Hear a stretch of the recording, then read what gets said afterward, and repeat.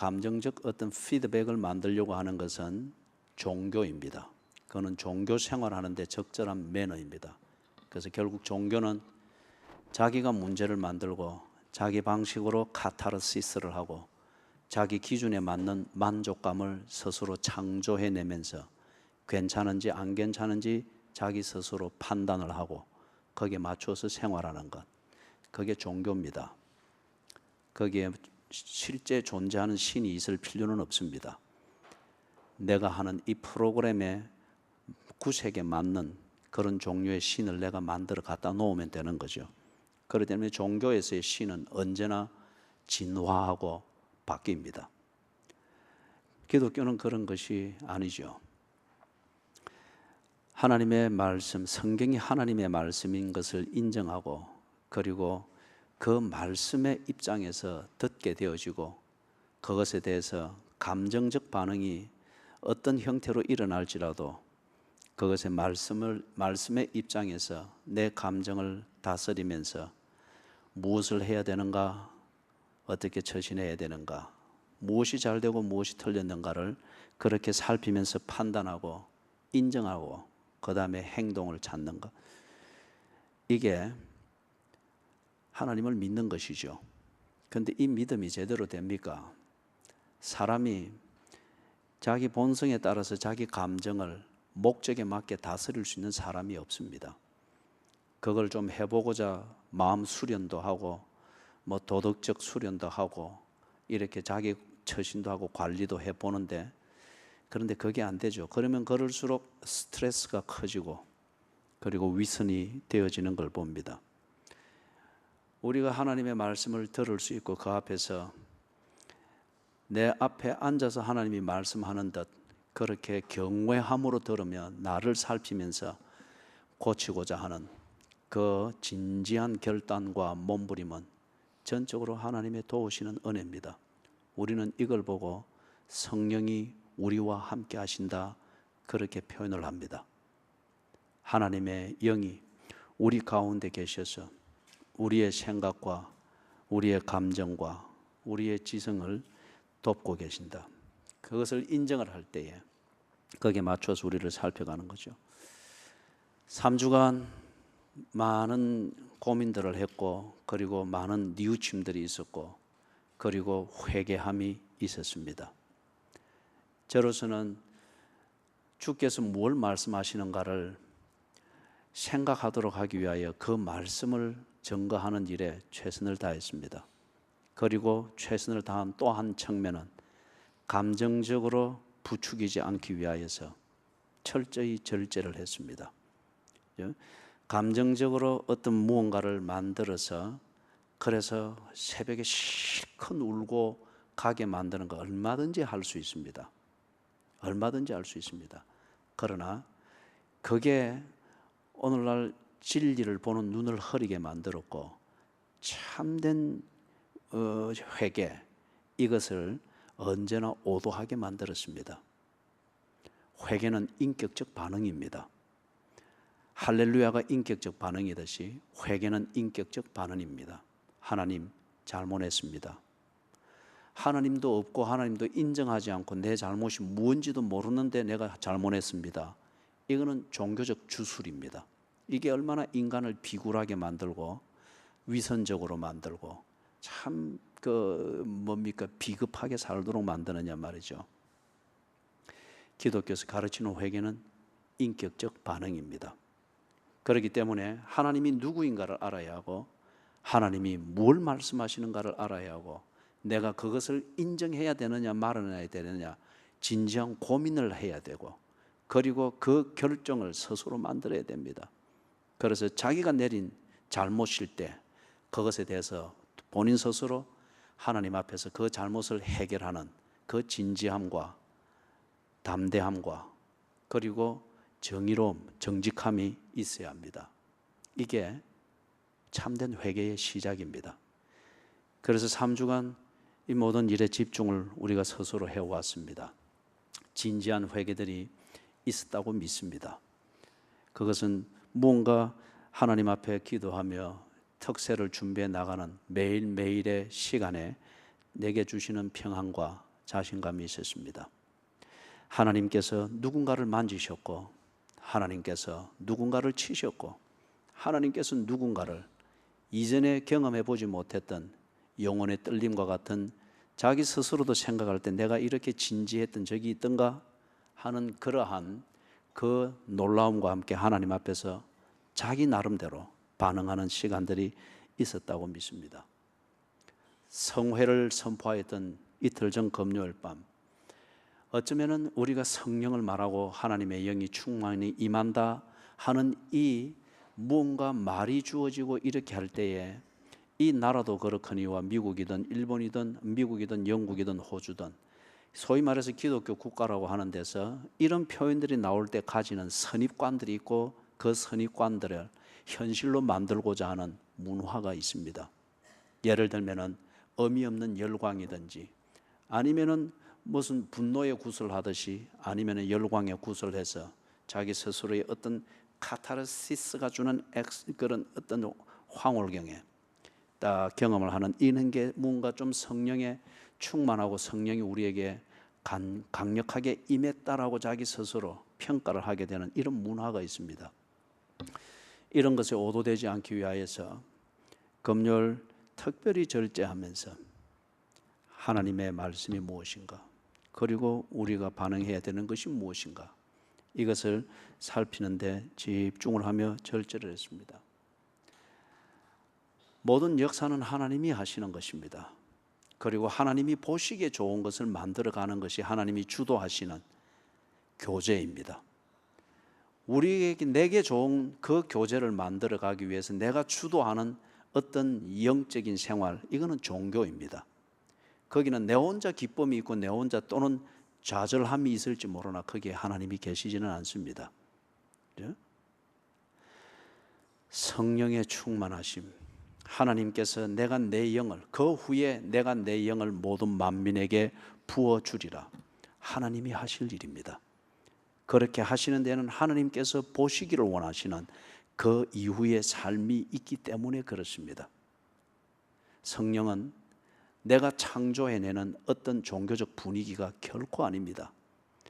그 분위기라고 하는 것은 내 환경이 바뀌고 처지가 바뀌고 내 생각의 코드나 우선순위가 바뀌면은 그 분위기는 금방 없어지는 것이죠.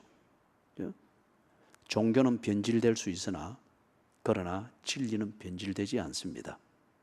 하나님의 말씀은 진리입니다. 이 말씀이 우리에게 약속하고 가르치는 내가 내 영을 모든 만민에게 부어주리라, 진리입니다. 주의 영이 임했으면은, 그리고 그 주의 영과 하나가 되어서 성령이 내 안에, 내 삶 가운데 계시면서 나와 동행하시는 삶이 이루어졌다고 하는 것 같으면은 그 사람은 변질되지 않습니다.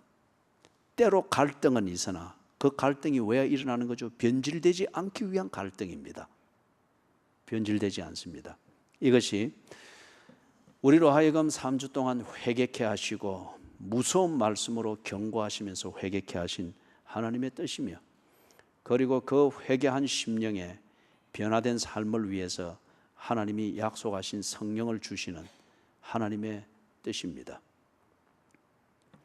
한순간의 카타르시스나 한순간의 위로나, 내가 정서적으로 이제 다 해결됐다, 자기 선언을 한다 한들 실제로 해결된 게 없는데, 그럴 때 내 선언이 무슨 의미가 있습니까?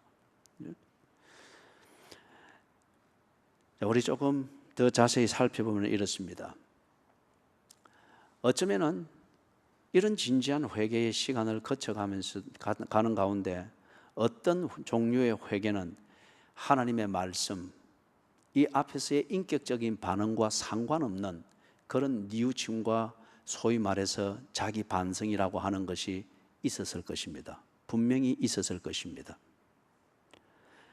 이것은 일종의 자기 도덕적 수준을 다시 끄집어낸 거죠.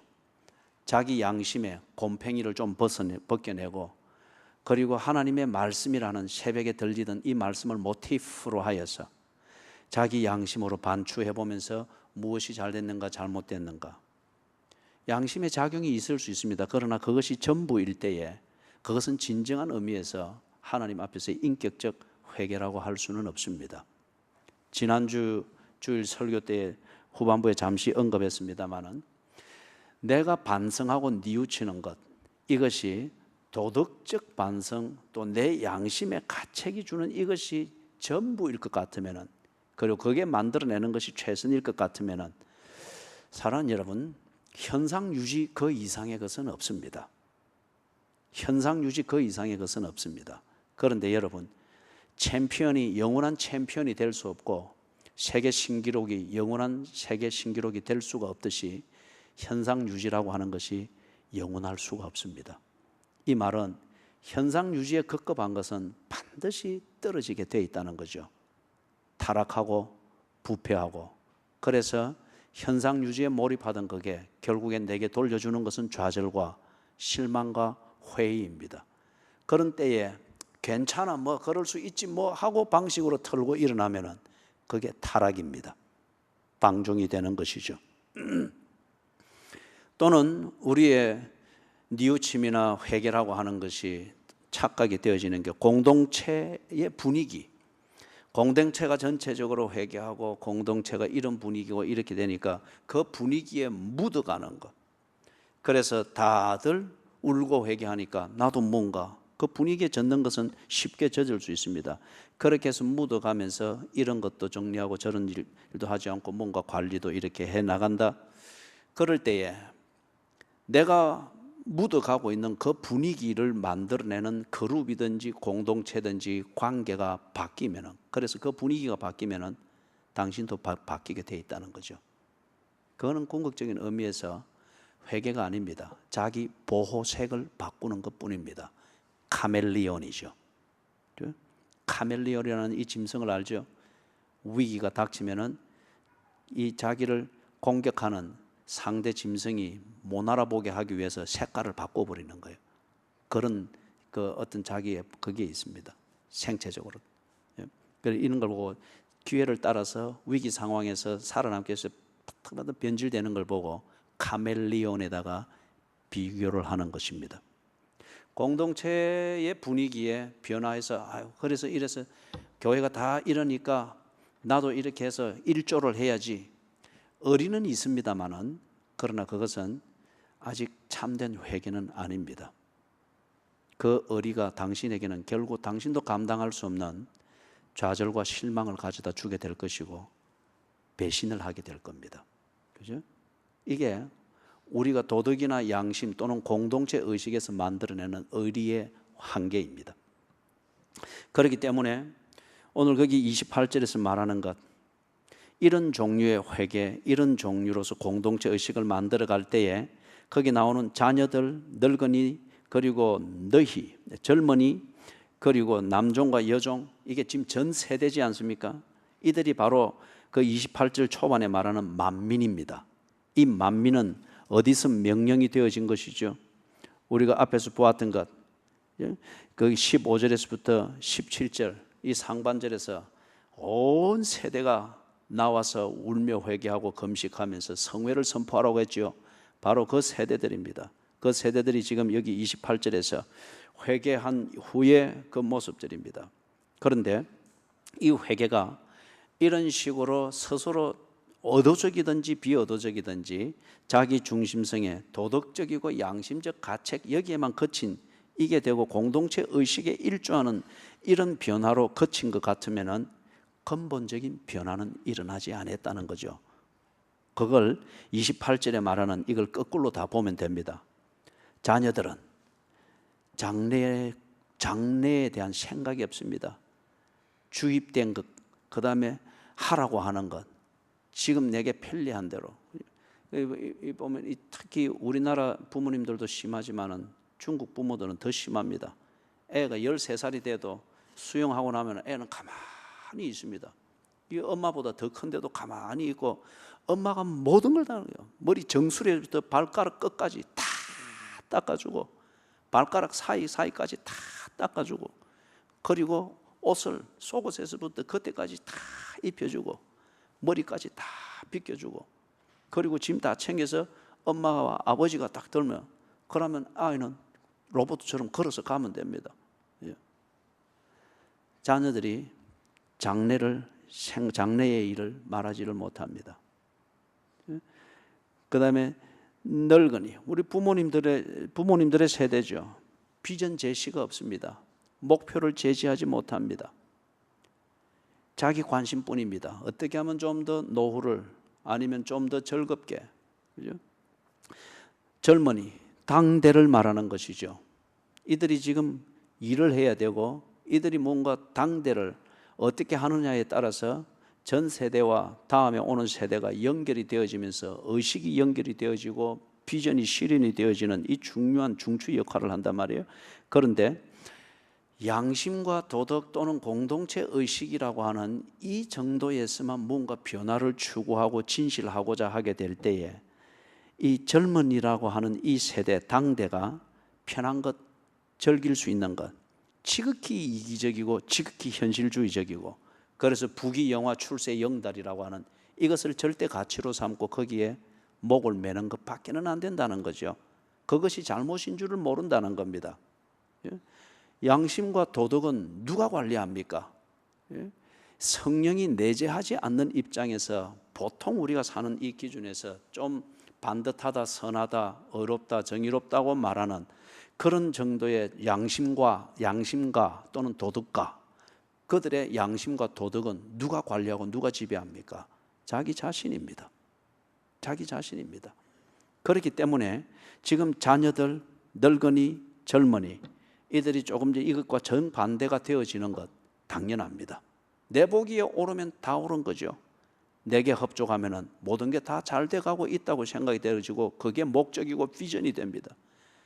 그런데 부모에게는 향락을 주는 비전이고 목적인지는 모르나 자녀에게는 왜 사는지 전혀 도전이 안 되고 깨달음이 없는 그런 부모의 모습입니다. 젊은이들이 편한 것, 즐길 수 있는 것, 이게 지 도덕이 그걸 합당하다 말하고 지 양심이 그것을 옳다고 그렇게 부추겨 주니까 이게 이기주의인지 현실주의인지 지가 추구하는 부귀영화 출세 영달이 부모와 자녀의 세대를 끊어놓는 것인지 전혀 모릅니다. 성령께서 내재하시는 그 회개, 참된 회개, 우리 지난 3주간 특세와 그리고 성회를 선포했던 금요일 온종일 금식을 통하여 금식하며 회개하였던 그 시간이 바로 이것이었기를 바랍니다. 이것이었기를 바라고, 저는 금요일날 다 교인들이 소리 없이 나와서 앉아서 자기 나름대로의 집중을 할 때 참 감동적이었습니다. 참 감동적이었습니다. 성령님께서 내재하실 때 성령님이 우리의 양심과 도덕을 사용하십니다. 그런데 우리의 양심과 도덕을 다스려 주십니다. 내 자아와 욕구가 내 양심과 도덕을 주물럭거리는 것과는 전혀 차원이 다르죠. 성령께서 나의 양심과 도덕을 다스려 줍니다. 그러다 보니 내 양심의 가책이 만들어지는 기준이 달라집니다.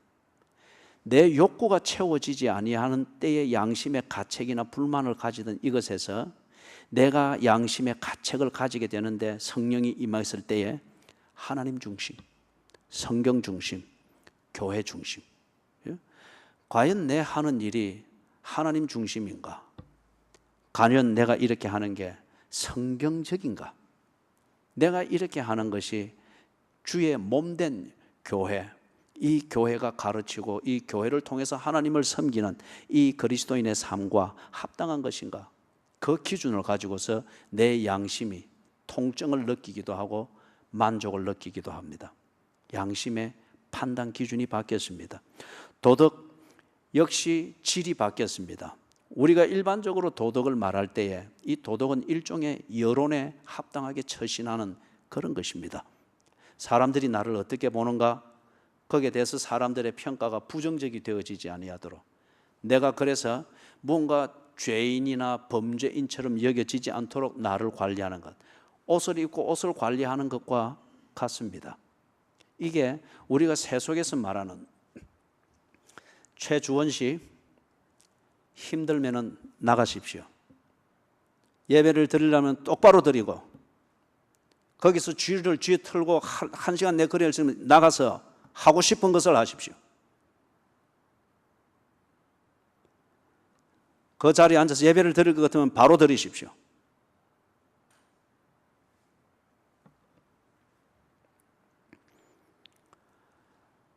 도덕은, 세속이 말하는 도덕은 우리 자신의 처세술입니다. 남에게 욕 듣지 않기 위하여서, 그죠? 남에게 욕 듣지 않기 위해서. 그래서 보통 우리가 부모 세대가 자녀들에게 말할 때 착하라, 착하게 살아라, 필요한 사람이 되라, 해코지하지 말아라, 어떤 이런 식으로 하는 것, 속이야 어떻든지 간에 남에게 욕 듣지 않도록 하기 위해서 그렇게 옷을 하나 입혀주듯 그런 처세의 옷을 입혀줍니다. 이거는 결국 뭐죠?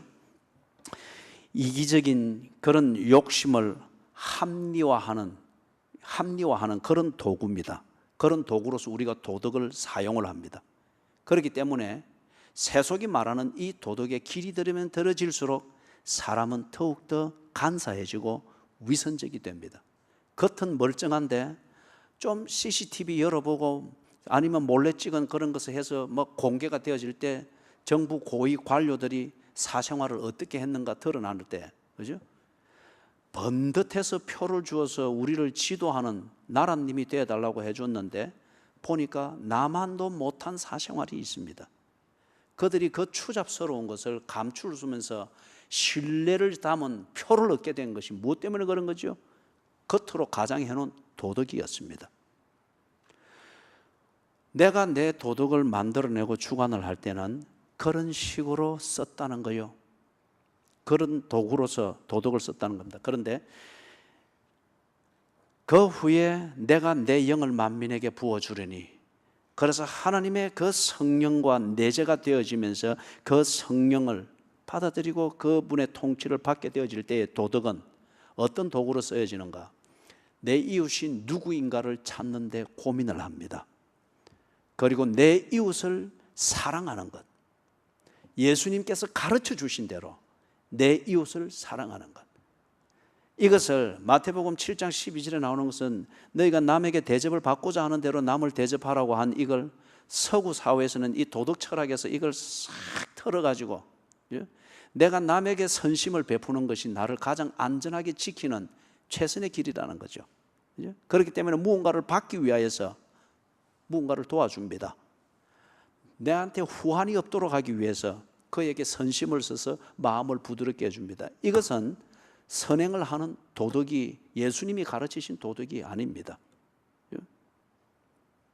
많은 큰 기업들이 세금 면제 혜택을 받기 위하여서 그들의 1년 예산 중에서 지극히 1% 아니면 많으면 5% 정도를 이 사회복지 쪽으로 이렇게 해서 뭔가 이 국민들과 나누는 생색을 냅니다만은, 그러나 그 퍼센테이지보다도 더 엄청난 퍼센테이지의 세금 혜택을 받기 위하여서 장학금을 주고 뭔가 뭐 복지시설을 만들고, 그것은 이 도덕을, 세속적 도덕을 나의 욕구를 채우는 합리적인 수단으로 쓰고 있는 정말 사악한 태도이죠.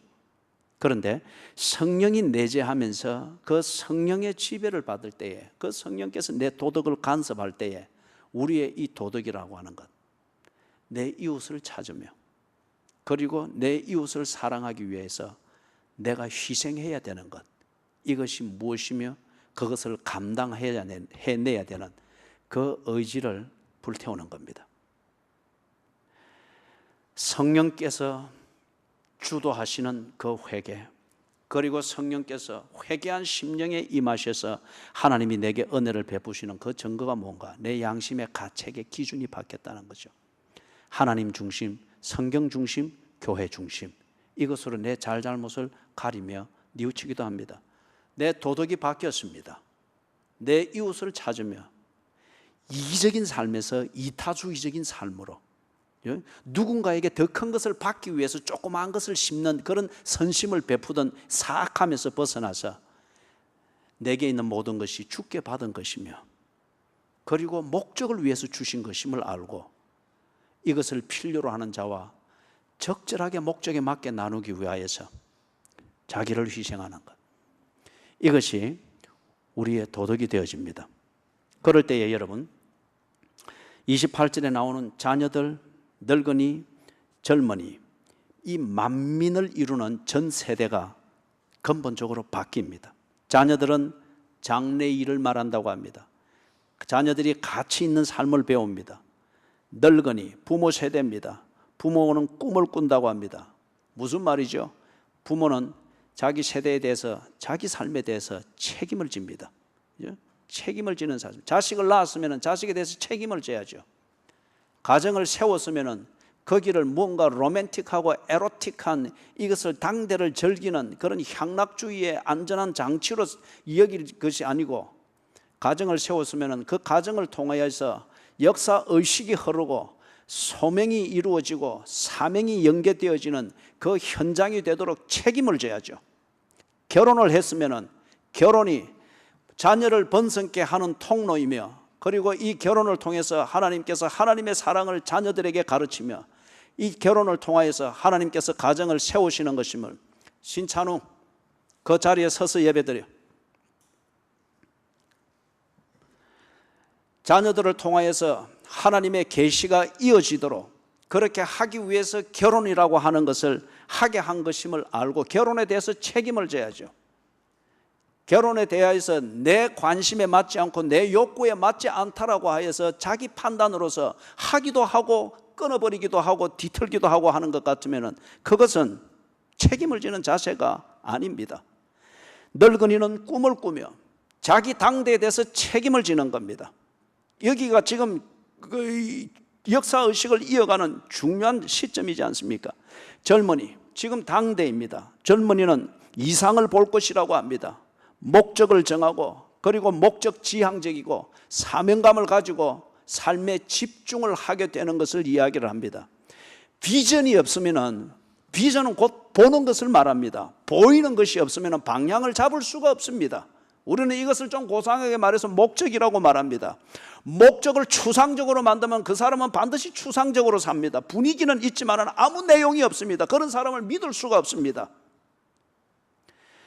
성령께서 양심을 지배하시고 성령께서 내 도덕을 훌륭한 도구로 사용하시고 그것에 순응하여서 내 양심을 맞춰 나가고 도덕을 맞춰 나가게 될 때에 분위기 타는 자녀들을 만들지 아니하고 무책임하되 즐겁게 살되 무책임한 그러한 부모 세대가 되지 아니하고 본 것도 없이 추상적으로 부귀영화 출세 영달, 그래서 지극히 이기주의적이고 반성할 줄 모르는 이런 당대나 젊은이가 되는 것이 아니라 성령의 지배하심을 받게 되어질 때에 자녀들은 가치 있는 삶을 배우고, 부모 세대는 당대에 대해서 책임을 지고 뿌린 것에 대해서 책임을 지고, 그리고 당대 젊은이들은 보는 것을 분명히 보고 보기 때문에 확실하게 걸어가는 이러한 삶이 목적지향적 삶이 되어진다고 하는 것을 말합니다.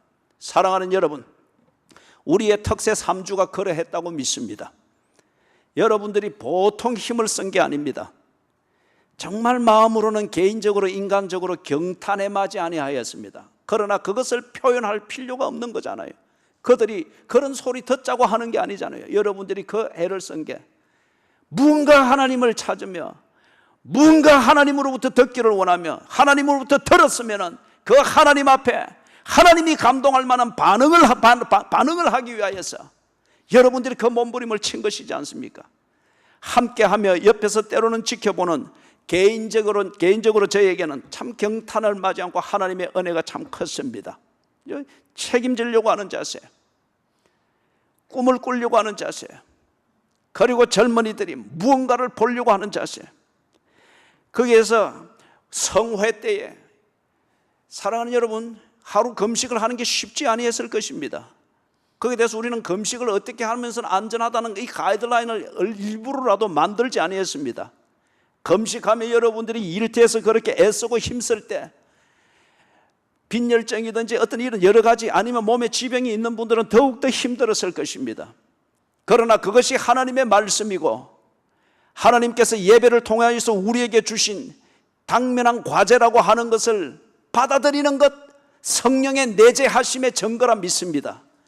그러면서 여러분들이 때로 여러분의 경륜에 의해서 가지는 불안감과 조치가 있고 이렇게 적당히 할 수 있는 그런 노하우들이 얼마든지 있을 수 있으나 그것을 다 무시하고 여러분의 양심이 하나님 중심, 성경 중심, 교회 중심으로 이것을 해야 되느냐 말아야 되느냐, 그리고 여러분의 도덕이 목사 보기에 어떻게 하면 될까? 적어도 내가 뭔가 목사로서 이 정도 하면은 좀 생색은 내겠지, 이런 도덕이 아니고 전혀 종류가 다른 도덕으로서 하나님 앞에서 어떻게 하는 것이 바른 것일까를 생각하며, 교회를 위한 것일까를 생각하며 하루 종일 금식하고 그리고 모여서 그렇게 앉아서 2시간을 하나님의 말씀에 집중하며 기도하며 찬양하며 성령의 내재하심이라 믿습니다. 그리고 온 교회의 전 세대가 그렇게 할 수 있는 것, 이게 바로 자녀들, 장래 일을 말하고 늙은이는 꿈을 꾸고 젊은이는 이상을 볼 것이며, 금요일날 종이가 학교에서 돌아오면서 학교 유니폼을 입고 넥타이를 한 채로 엄마와 함께 앉아서 앉아있는 것, 이것이 바로 이 그림이었습니다. 우리 연세 드신 분들이 하루 종일 금식하고 앉아서, 그때는 평소에 졸지 않는 분들이 힘이 없으니까 조는 거 보면은 알아요. 그때는 존다고 아무 얘기를 안 했죠. 그 자체가 기도이며 몸부림이니까. 늙은이는 꿈을 꿉니다. 뭔가 이 교회에 대해서 내가 가기 전에 내 당대에 책임질 일이 있다고 하는 이것으로서 하루 금식이 곧 그들의 장례식이지 않습니까? 책임지는 장례식이지 않습니까? 우리 젊은이들이 찬양팀과 함께 그 리더가, 그죠? 리더가 꿈을 꾸는 것, 책임을 지기 위하여서, 찬양팀의 책임을 지기 위해서 그 젊은이들을 모을 때에 다 나왔어요. 그리고 평소 주일과 다른 바 없이 그렇게 헌신하면서 봉사하는 것. 리더는 늙은이로서 꿈을 꾸며 그 함께하는 반주자들과 싱어들은 젊은이들로서 이상을 보고 저들의 책임을 다하기 위해서 섬기는 것. 이것이 곧, 저는 그렇게 믿습니다, 28절에서 주께서 약속한 것의 성취의 현장이라 믿습니다. 내가 내 영을, 그 후에 내가 내 영을 만민에게 부어주리니, 자녀들은 장래 일을 말할 것이요 늙은이는 꿈을 꾸고 젊은이는 이상을 볼 것이라. 이것이 우리의 성회였고 찬양팀의 섬김이었고 부엌봉사였고, 여러분의 개개인이 한편 교회 중심에 이 주인의식을 가지고 책임을 다하기 위해서 여러분을 산 제사로 드리는 몸부림이 바로 그 증거입니다. 31절을 봅니다. 여호와의 크고 두려운 날이 이를 것이라고 합니다. 사랑하는 여러분, 준비된 자는 구원의 완성을 보는 때가 여호와의 크고 두려운 날이 이르는 겁니다. 여호와의 크고 두려운 날이 이를 때에 준비되지 못한 자에게는 바로 그게 멸망의 때입니다. 여기서 준비되었다, 준비되지 못했다, 이것은 뭘 말하는 걸까요? 내가 내 영을 만민에게 부어주리라고 했습니다. 그럼에도 불구하고 여전히 자기 중심적 신앙생활, 자기 중심적 도덕생활, 자기 중심적 양심가로서 생활하는, 이것은 준비되어지지 못한 겁니다. 자기 스스로를 쏟고 있는 겁니다. 반면에 내가 내 영을 부어주리니, 그 영이 임하되 하나님의 성령과 하나 되어서 하나님의 통치를 받는 이 자리로 옮겨간 자가, 간 자를 가리켜 준비된 자라고 그렇게 말하는 겁니다. 내가 준비되었는가, 되어지지 않았는가? 내가 내 영을 만민에게 부어주리란 그 영이 내게 임했는가? 아니, 내가 그 성령의 이끄심을 따라서 사는 신앙생활을 하는 신앙인이 되었는가, 안 되었는가의 증거는 성회와 그 성회를 준비하기 위해서 여러분이 어떻게 했는가를 두고서 점검을 하십시오.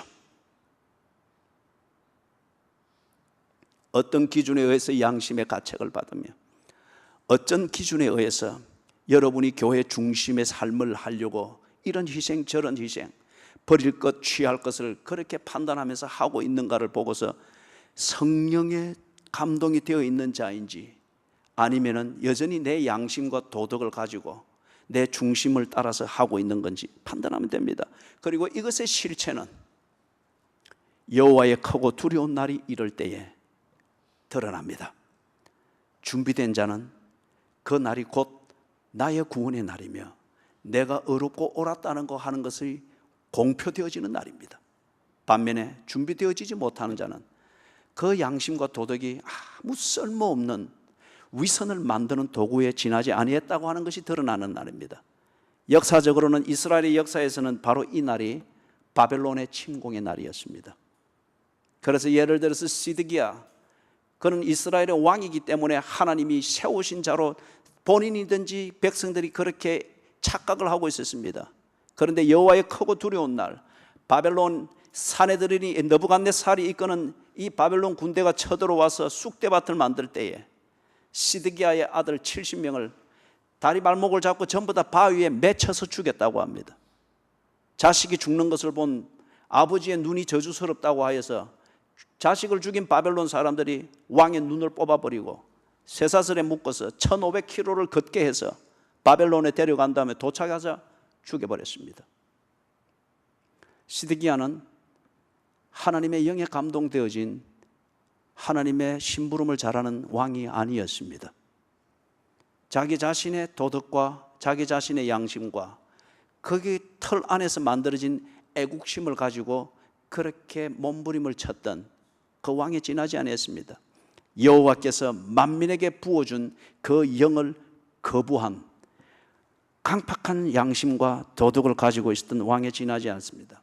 이것이 언제 드러났느냐? 여호와의 크고 두려운 날이 이르니 다 드러나 버렸습니다. 32절에서 누구든지 여호와의 이름을 부르는 자는, 여호와의 이름을 부르는 자, 그는 구원을 얻을 것이라고 합니다. 이게 곧 준비되어진 그 증거를 말합니다. 사랑하는 여러분, 정말 급박할 때에, 판단이 어려울 때에, 그럴 때에 내가 언제나 하듯 양심을 쪼물락거리고 내 도덕이라는 내가 만들어 놓은 이 단단한 틀 안에 있는 이 도덕의 틀 안에 또 집어넣고 만지작거리고 쪼물락거리면서 늘 그렇게 해서 위기를 모면해 나가던 이런 체질의 사람일 것 같으면 급하면 급할수록 주의 이름을 부르는 것은 무가치하게 여겨집니다. 양심으로 쪼물락거리고 도덕으로 쪼물락거리지, 그런데 당신의 양심을 믿을 수 있느냐, 당신의 도덕이 다른 사람을 감동시킬 수 있을 정도로 수준 높은 것이냐? 아니잖아요. 내 욕구를 합리화시키는 한 불의 옷에 지나지 않는 그 정도밖에 안 되지 않습니까? 평소에는 멀쩡한 것 같은데 좀 경제적으로 어려워지니까 사람이 아무것도 아닙니다. 평소에는 멀쩡한 것 같은데 술 기운 좀 쭉 퍼지니까 그 선생님도 아무것도 아니더라고요. 그게 입에서 나오는 말들이 아무것도 아니더라고요. 목사이지만은 그 본능을 은근히 즐기는 이것이 더 가중이 되어지고서 이게 딱 드러나니까 목사도 아무것도 아니고 더 추잡하더라고요. 누가 주의 이름을 부를 수 있습니까? 누가 여호와의 이름을 부를 수 있습니까? 누가 병들어 죽음을 직감할 때에, 그죠? 분노와 원한을 가지고서 살아있는 유족들이 죽을 때까지 지울 수 없는 그 엉어리를 남기는 한스러운 말을 남기지 아니하고, 누가 그 병상에서 죽어가는 임종의 자리에서 주의 이름을 부르며 남아있는 유족들과 자식들에게 사람이 무엇을 위해서 사는가를 깊이 생각하도록 만드는 화두를 던지고 갈 수 있을까요? 준비된 자가 그렇게 할 수 있습니다. 스탈린의 이름의 뜻은 강철의 사람이라는 뜻입니다. 이 스탈린이 신학교를 다녔어요. 목사가 되기 위하여서 신학교에서 공부를 하고 이렇게 하다가 뒤에 포기했습니다. 그리고 중략하고 정치인이 됐습니다. 레닌의 혁명 이론을 받았고 칼막스 이론을 그가 믿고, 그리고 레닌을 이어서 러시아 혁명을 계속 이어갔죠. 소비에트 연방을 만들었습니다. 스탈린이 직접 간접으로 자기의 정권을 공고히 하기 위하여서 숙청을 한 사람이 4천만 명에 이릅니다. 그 중에 고려인들이 블라디보스톡 이쪽 지역에 살던 사람들이 강제 이주를 당하여서 카자흐스탄으로 갔죠. 그죠? 그리고 거기서 또 이주를 당해서 우즈베키스탄으로 갔고, 스탈린이 그러했습니다. 그런데 이 스탈린이 죽을 때 임종이 자기 딸이 임종을 지켜보고 증언을 한 겁니다. 스탈린이 임종에서 죽어가면서 마지막에 벌떡 일어나더랍니다. 그리고는 그 예의 포악한 그 표정을 지으면서 하늘을 향해서 주먹질을 2번 꽉꽉 하고, 그리고는 퍼지고 죽었답니다. 스탈린이 소비에트 연방을 만들 정도로 강한 신념이 있고 자기 나름대로의 이론이 있고 자기 나름대로의 이론에 근거한 자기 양심이 있고 자기 도덕이 있습니다. 그래서 나름대로 냉전의 고를 만드는 한쪽 축을 만들 정도로 뭔가 힘이 있는 것 같았습니다. 그러나 그에게 개인적으로 여호와의 크고 두려운 날이 이르렀을 때에 그는 준비되지 못한 자였습니다. 여호와의 이름을 부르기보다는 여호와가 계신다는 그 하늘을 향하여서, 천국이 있다고 하는 그 하늘을 향하여서 주먹질을 해대고 숙청하던, 사천만을 숙청하던 그 표정을 지으면서 그리고 죽었습니다. 누가 여호와의 크고 두려운 날이 임하였을 때 개인적으로는 여러분의 경제적 영역에서, 건강의 영역에서, 가정의 영역에서, 인간관계의 영역에서, 교회의 영역에서, 아니면 여러분의 꿈을 추구하며 그것으로 즐거움을 가지던, 어떤 그런 은밀히 투자하듯 그렇게 즐거움을 만들어가던 거기에가 드러나는 그런 것과 같은 크고 두려운 날이 임하였을 때에, 국가적으로는 6.25 전쟁과 같고 이스라엘에게 임했던 바벨론 침공과 같은 이런 일들이 일어나서 도무지 내일을 계획할 수 없는 절박한 상황이 되었을 때에 누가 여호와의 이름을 부르겠습니까? 누가 주를 의지하면서 어떻게 처신해야 되는가, 내 양심을 쪼물락거리지 않고 도덕을 쪼물락거리지 않고 여호와께서 뭐라 말씀하셨는가, 어쩌면 잊었던 그 말씀, 잊었던 여호와의 관계를 생각하며 내 처신을 생각하며 걸을 수 있겠습니까? 내가 내 영을 만민에게 부어주리니, 이때에 여호와의 영을 받은 자입니다. 다른 말로 말하면 하나님 중심, 성경 중심, 교회 중심의 가치관으로 변화되어져 있는 사람입니다. 이런 사람들이 평상시에는 혹 잊고 있을지라도 정말 절박하면 절박할수록, 위기를 만나면 만날수록 이렇게 준비되어진 자들의 진실이 나타나는 거예요. 그들이 부르는 것은 외마디 비명과 같을지라도 여호와의 이름을 부릅니다. 기도합니다. 예배자리를 찾습니다. 성경적 사고방식이 무언가를 생각하며 잠잠히 내 처신을 생각하게 됩니다. 아까 우리가 사진을 보았죠. 선교사님이 어제 긴 통화를 하면서 그 간증을 하시느라고 통화가 아주 길어졌어요. 태풍이 온다는 이 예보를 듣고 단단히 각오를 했답니다. 지난번 2년 전 태풍 왔을 때에 선교사님이 계시는 그 뚜게가라우 장로교회 그 밑에 1층에 선교사님 숙소가 있는데 침대 높이까지 방 안에 물이 들어왔더라는 거죠.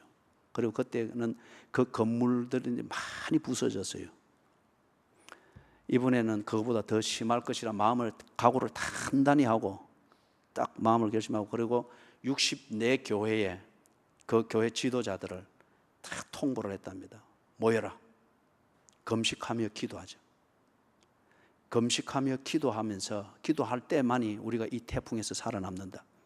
거기 주거 상태가 다 열악하고 하니까 교인들을 위하여서 기도하고, 그리고 하나님의 자비를 구하는 것, 이게 이 태풍에서 우리 교인들을 지키는 길이다. 그게 이 선교사님이 새벽에 기도하고 할 때 이게 다 정리가 되어지더라는 거예요. 그 열악한 조건에서 뭘 갑자기 판자를 사고 함석을 사서 뭐 방풍을 하겠습니까? 어떻게 하겠습니까? 그래서 하나님의 자비와 긍휼을 구하기 위해서 통보를 했답니다. 그런데 거기에 금식하는 자리에 온 목사는 3명이었다는 거예요. 그 3명은 내가 압니다. 이 3명은 그 필리핀에서 국가고시, 자격고시를 치는데 약 5천 명이 응시하는 그런 자리에서 자격시험에서 7등하고 이런 아주 수재들이에요. 그죠? 그 전공으로 가도 엘리트들입니다. 근데 이들이 기꺼이, 젊은이는 이상을 본다고 했지 않습니까? 보는 게 있기 때문에 기꺼이 헌신하여서 거기서 이제 목회자로 섬긴단 말이에요. 요 3명이 있다고 하더라는 거죠. 그 선교사님과 함께 금식하며 그 교인들 이름을 불러가며 간절히 기도했답니다. 그런데 그걸 이틀 3일을 금식하며 그 기도를 하는데 그렇게 울고 그렇게 몸부림을 치본 거는, 거기서 그 선교사님이 지금 31년째 선교 사역을 하면서 정기적으로 그분은 금식을 해요. 그런데 이번처럼 그렇게 울며 몸부림을 치며 간절히 금식하며 기도해 본 거는 처음이라는 거죠. 그런데 그 대부분의 64교회 또는 기도소, 성경공부 포함해서 다 그 64개의 리더들이 3명을 빼놓고는 다 자기 집에 있은 거예요. 자기 집에 있고 자기 교회가 있는 지역에서 뭔가 한다고 있었는데 거기는 아까 사진에 본 것처럼 다 떠내려가 버린 거예요.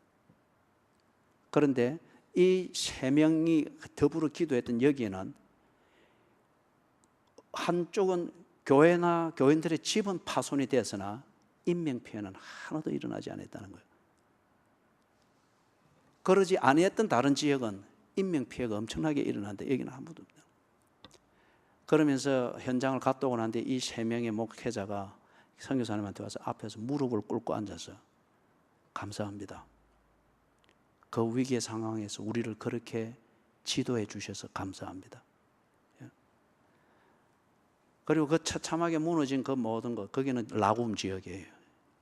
핑계를 대자면 얼마든지 대올 수 있습니다. 거기서 이쪽으로 나오려고 하면 특히 일기가 안 좋을 때는 배 타고 말 타고 엄청 복잡해요. 그리고 뭐 교인들을 돌문다는 핑계도 얼마든지 대올 수 있겠죠. 거기 머물렀던 사람들은 다 떠내려갔어요.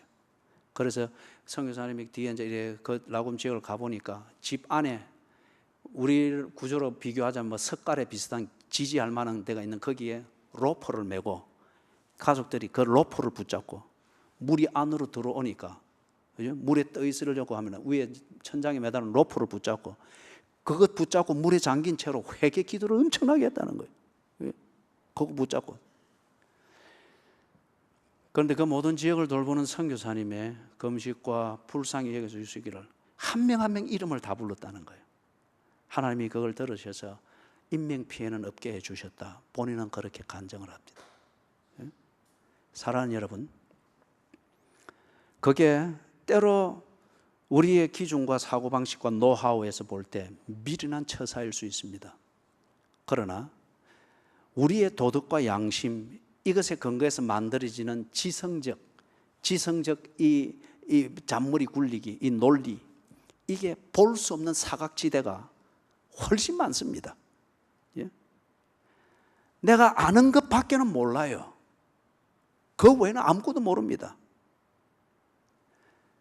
그럴 때에 내게 임한 성령, 이 성령께서 이전처럼 양심을 믿고 도덕을 믿는 이것으로서 어설프게 처신하다가 큰 재앙을 만나도록 두지 않습니다. 내 논리와 내 양심과 도덕으로는 사각지대고 무지하지만은 성령은 보십니다. 그래서 우리의 양심을 움직이며 도덕을 혼돈시키면서 이런 경우, 뚜개가라와 같은 경우에 금식하며 기도하라. 그것이 이 태풍에서 교인들을 지키는 최선의 길이니라. 음성을 줄 수 있습니다. 그리고 그리했을 때 3명의 목회자가 담당했던 교회와 그 지역 교회는 안전했습니다. 나머지 61개 손은 다 떠내려갔습니다. 살기 위해서 죽음과 나 사이에 한 걸음뿐인 천장에 매든 로프 붙잡고 물에 잠긴 채 그때 회개하고 있다니, 그것도 어쩌면 선교사님의 기도를 듣고 불쌍히 여기신 하나님의 은혜지 않겠습니까? 사랑하는 여러분, 여호와의 크고 두려운 날이 이르기 전에 준비하십시오. 여호와께서 내 영을 만민에게 주셨다고 했습니다. 주셨다고 했습니다. 성경적 사고방식, 하나님 중심, 성경 중심, 교회 중심으로 돌아가십시오. 그리고 누구든지 여호와의 이름을 부르는 자, 내가 정말 성령이 임재하고 성령의 지배를 받는 자인가, 그리고 참된 회개를 한 그 결과로서 성령의 내재하심이 있는가, 나는 정말 진정 하나님 중심, 성경 중심, 교회 중심의 가치관으로 생각하고 행동하는 사람인가, 이것을 보려고 하면 당신 나름대로의 위기를 만났을 때, 당신 나름대로 바쁘고 절박한 순간을 만났을 때 당신이 누구를 부르는지 그걸 보면 압니다. 스탈린은 끝까지 숙청하는 그 힘으로 하늘을 향해서 펀치를 2번 먹이고 그냥 죽어버렸습니다. 당신은 바쁠 때 누구를 부릅니까? 조금 바쁘다 싶을 때 허둥지둥대는 그것은 무엇을 의지해서 그러는 겁니까? 주의 이름을 부르는 것, 여호와의 이름을 부르는 것, 하나님 중심, 성경 중심, 교회 중심의 고민과 행동과 그런 절개를 지키는 것, 이게 바로 성령의 부음을 받은 자라고 하는 증거입니다. 성령의 부음을 받은 자라는 증거입니다. 부디 우리가 3주 특세를 지나오고 성회를 거치면서 오늘 하나님의 약속을 듣는 이 자리에서 모두가 다 성령의 충만함을 받기를 주님의 이름으로 축원합니다. 그래서 여호와의 크고 두려운 날이 임할 때에 곡하고 애곡하는 자가 아니고 겨우 한 가닥 메놓은 로프 붙잡고 푹 잠긴 채 그때 뒤늦게 회개한다고 그렇게 허둥지둥 될 것이 아니고 준비된 자 되어서 성령께서 주시는 모든 것을 받고 성령께서 이끄시는 그 길을 향하여 전진해 나가는 가운데 우리의 자녀들은 장래 일을 말하고, 그리고 나는 내가 세운 가정과 내가 낳은 자식에 대해서, 그리고 내가 만들어가고 있는 이 역사에 대해서 책임을 지는 자세를 가지고, 그리고 내 가정을 물려받게 되고 내 삶을 물려받게 될 나의 젊은이, 이 젊은이들은 이상을 보고 목적을 보고 분명하고 소신 있게 걸어가는 이런 사회, 이런 가정, 이런 교회를 만드는 견인차 역할을 하게 되기를 주님의 이름으로 축원합니다. 아멘. 하나님이여, 허락하신 성령을 거부하지 않게 해주시옵소서. 우리가 아직 막연하고 모호합니다.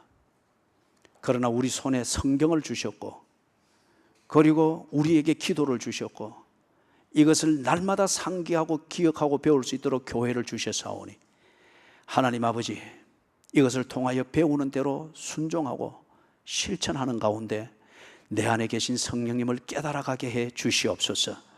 주여, 여호와의 크고 두려운 날이 임하는 그 때가 곧 나의 진실을 증명하는 날이 되어 찬양하고 주님께 감사하는 기쁨의 날이 되게 해 주시옵소서. 예수 그리스도의 이름으로 간절히 기도드리옵나이다. 아멘.